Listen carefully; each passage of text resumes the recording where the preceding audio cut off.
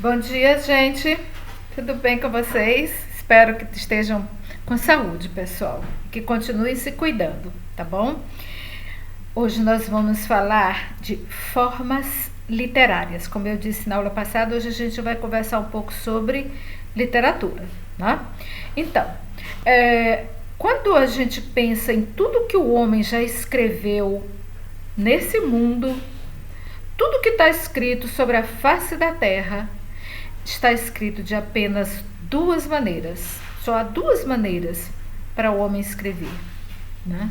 O que pensa, o que sente, o que quer ensinar, certo?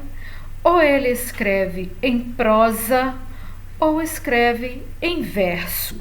Então, tudo que está escrito ou está em prosa ou está escrito em verso. Qual é a diferença, gente? É isso que a gente chama de formas literárias.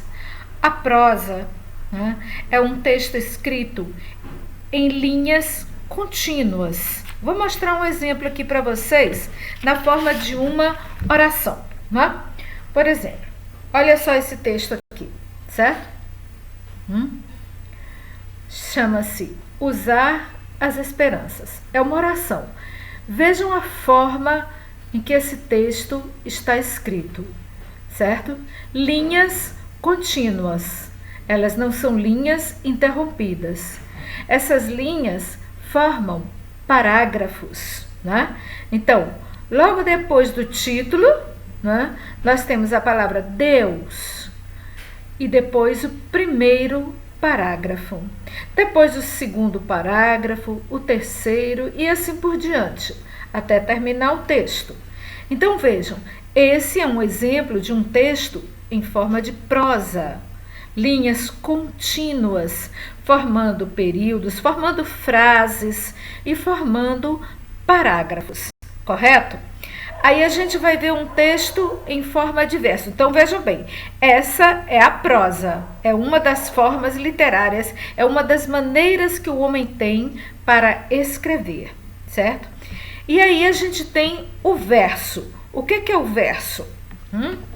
Olha só, vou abrir um livrinho aqui para vocês de poesia. Estão vendo aí? Olha só, olha como é diferente a forma do verso. São linhas que não são contínuas, são linhas fragmentadas, certo? Cada linha a gente chama de verso. Então vejam, nós temos aí um poema que tem versos agrupados em estrofes. A primeira estrofe, logo depois do título, vocês têm a primeira estrofe. Ela tem 4 versos. A segunda estrofe tem mais 4 versos. A terceira estrofe tem 3 versos. A última estrofe tem 3 versos. Então vejam só, nós vimos o texto em prosa e aqui nós temos vendo o texto em verso.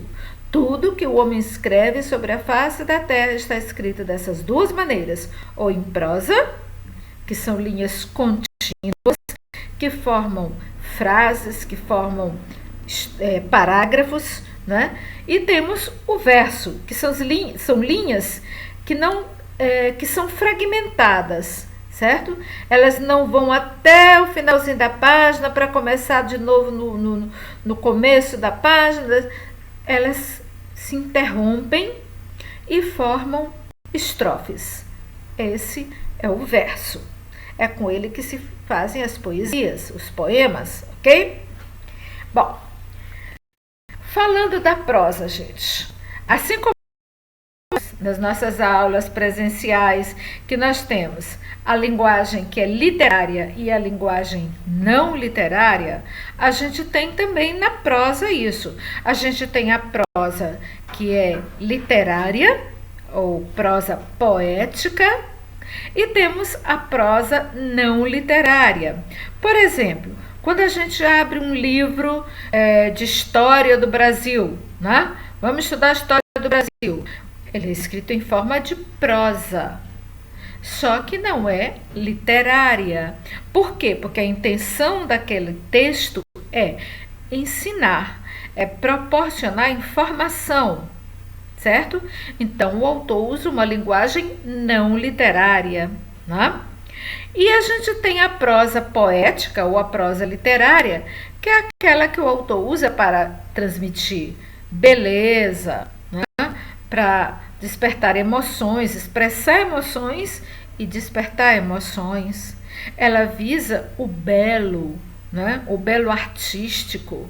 Então, os autores capricham para fazer com que as pessoas que leiam aquele seu texto se emocionem, gostem, sintam, né? Essa sensação de reconhecimento da beleza. Então, essa é a prosa poética, certo? Vamos falar um pouquinho do verso, né? Cada linha de um poema é um verso. Quando eu junto esses versos para formar estrofes, certo? Eu posso formar estrofes de tamanhos variados. O que caracteriza um verso? Ele é musical, né? Ele tem uma linha melódica, ele tem ritmo, certo? Vamos ver aquele exemplo bem simplesinho, né? Batatinha quando nasce espalha rama pelo chão. Mamãezinha quando dorme põe a mão no coração. Parece música e tem rima, né? Aqueles sons semelhantes no final das linhas, no final dos versos, certo? Que fazem com que tudo fique mais gostoso de falar e de decorar até. Por isso que é mais fácil decorar a poesia do que decorar a prosa, né? Porque a poesia tem essa musicalidade, né? E muitas vezes tem a rima, certo? Existe um tipo de poesia, né, muito popular, criada pelo povo, que se chama a poesia de cordel. Sabe? A poesia de cordel? Né? Literatura em cordel. São aqueles versos escritos por pessoas que nem sempre sabem profundamente, conhecem profundamente a língua. Eles usam uma linguagem bem popular, bem simples. Basta saber escrever um pouco e eles já saem escrevendo poesias. A gente não já falou do Patativa do Assaré? Né? E vamos continuar falando nele. Depois vamos ver exemplos dele de prosa poética e de poesia, né? O Patativa do Assaré era um homem de muito pouca instrução e ele tinha a poesia dentro da cabeça dele e ele expressava essa beleza que estava dentro dele e a beleza com que ele via as coisas ao seu redor. Ele expressava isso em forma de poesia, né? Então, o povo escreve poesia e a literatura de cordel, ela é a poesia do povo, certo? Por que é chamada literatura de cordel? Aqueles livrinhos que eram pendurados para serem vendidos, né, nos mercados, nas feiras, o pessoal pendurava em cordéis, ou seja, em barbante. Estendia um barbante, né, e pendurava o livrinho ali aberto naqueles barbantes, no cordel. Então, ficou conhecido como livro de cordel e foi sendo estudado pelos estudiosos da literatura como literatura de cordel. É bem interessante, gente. Por exemplo, eles contam histórias fantásticas. Vocês devem conhecer a história do Pavão Misterioso. Eu vou depois trazer o livrinho aqui para mostrar para vocês. Ele conta uma história muito interessante. Eu vou ler só o comecinho da história para vocês ficarem curiosos e terem vontade de conhecer tudo. Vocês acham aí pela internet, no Google, encontram, hein? Então, ele é de uma pessoa chamada João Melquíades da Silva. O Pavão Misterioso. É um verdadeiro romance, gente, escrito em poesia. Ele começa dizendo assim: eu vou contar uma história de um pavão misterioso que levantou voo na Grécia com um rapaz corajoso raptando uma condessa, filha de um conde orgulhoso. Eles inventavam histórias fantásticas, né? Residia na Turquia um viúvo capitalista, pai de 2 filhos solteiros, o mais velho João Batista. Então, o filho mais novo se chamava Evangelista. O velho turco era dono de uma fábrica de tecidos, com largas propriedades, dinheiro e bens possuídos. Deu de herança a seus filhos, porque eram bem unidos. Depois que o velho morreu, fizeram combinação, porque o tal João Batista concordou com seu irmão e foram negociar na mais perfeita união. Um dia, João Batista pensou pela vaidade e disse à evangelista: Meu mano, eu tenho vontade de visitar o estrangeiro, se não te deixar saudade. Olha que nossa riqueza se acha muito aumentada, e dessa nossa fortuna ainda não gozei nada. Portanto, convém que eu passe um ano em terra afastada. Vocês estão vendo? São estrofes, essas estrofes de literatura de cordel, elas obedecem ao tamanho que os autores querem dar, né? Essa do Pavão Misterioso são estrofes de 6 versos. Cada estrofe tem exatamente 6 versos, certo? Então, continuando. Aí o irmão responde, né? Respondeu o evangelista: Vai que eu ficarei regendo os nossos negócios, como sempre trabalhei. Garanto que nossos bens com cuidado zelarei. Quero fazer-te um pedido. Procure no estrangeiro um objeto bonito só para rapaz solteiro. Traz para mim de presente, embora custe dinheiro. João Batista prometeu, com muito boa intenção, de comprar um objeto do gosto de seu irmão. Então tomou um paquete, uma embarcação, e seguiu para o Japão. João Batista, no Japão, esteve 6 meses somente, gozando naquele império.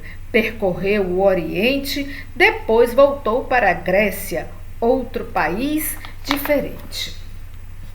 João Batista entrou na Grécia, divertia-se em passear, comprou passagem de bordo e, quando ia embarcar, ouviu um grego dizer: Acho bom se demorar. João Batista interrogou: Amigo, fale a verdade, por qual motivo o senhor manda eu ficar na cidade? Disse o grego: Vai haver uma grande novidade. Mora aqui nesta cidade um conde muito valente, mais soberbo do que Nero, pai de uma filha somente. É a moça mais bonita que há no tempo presente. Olha só, o conde, e alguém já está falando que a filha do conde é bonita, né? Ou seja, a condessa. E a moça em quem eu falo, filha do tal potentado, o pai tem ela escondida em um quarto do sobrado. Chama-se Creusa e criou-se sem nunca ter passeado. Olha só, Creusa é um nome bem nordestino, né? De ano em ano essa moça, mas ela mora na Grécia. De ano em ano essa moça bota a cabeça de fora para o povo adorá-la. Em espaço de 1 hora, para ser vista outra vez, tem 1 ano de demora. O conde não consentiu outro homem educá-la. Só ele, como pai dela, tem o poder de ensiná-la. E será morto o criado que dela ouvir a fala. Os estrangeiros têm vindo tomarem conhecimento. Amanhã ela aparece no grande ajuntamento. É proibido pedir-se a mão dela a casamento.